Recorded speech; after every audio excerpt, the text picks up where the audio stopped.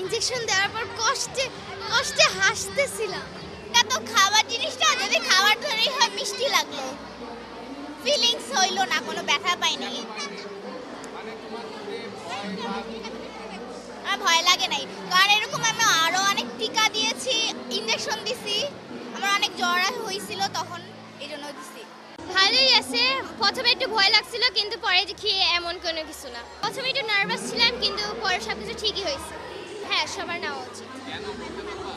হ্যাঁ, কারণ আমাদের মধ্যে অনেকেই এমন থাকে যাদের রোগ থাকে কিন্তু ওরা জানে না, তাহলে এই টিকার ফলে আমাদের যে ভিতরের রোগ আছে তা সব শেষ হয়ে যেতে পারে।